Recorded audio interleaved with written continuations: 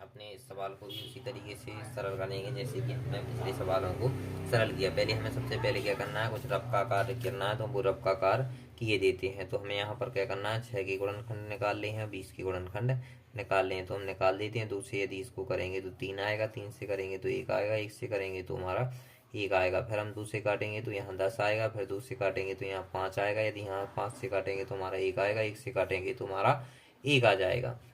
अब एक साथ में भी कर लेते हैं अब, ठीक है। तो 6 का और 20 का भी कर लो। पहले हम 2 से काटेंगे तो 3 आएगा, यहाँ काटेंगे तो 10 आएगा, फिर 2 से काटेंगे तो हमारा 3 ज्यों का त्यों रहेगा, यहाँ 5 आ जाएगा। हम 3 से काटेंगे तो 1 आ जाएगा, 5 हमारा ज्यों का त्यों रहेगा। फिर हम 5 से काटेंगे, यहाँ 1 आ जाएगा, यहाँ 5 एकम 5 आ जाएगा। ये हमारा रफ कार्य का है, तो हमने वो कर लिया। अब हम यहाँ पर लिखेंगे 6 बराबर जी, हमारे जो गुणनखंड 6 के निकले हैं, 2 गुणे 3 गुणे 1, तो हमने इसको क्या कर लिया, लिख लिया। अब हम 20 के गुणनखंडों को भी लिखते हैं, तो लिखेंगे 2 गुणे 2 गुणे 5 गुणे 1, ये हमारी गुणनखंड हो गए। तो इससे हमारा प्राप्त हो जाएगा हमको क्या, एचसीएफ। तो हम लिखेंगे 6 20 का एचसीएफ।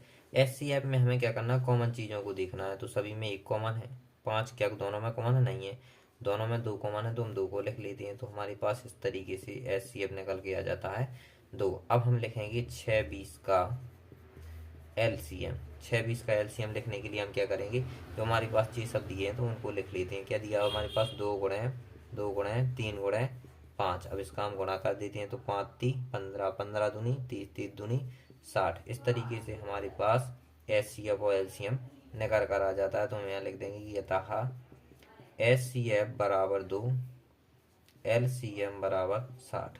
इस तरीके से हमारा ये सवाल भी सरल हो जाता है।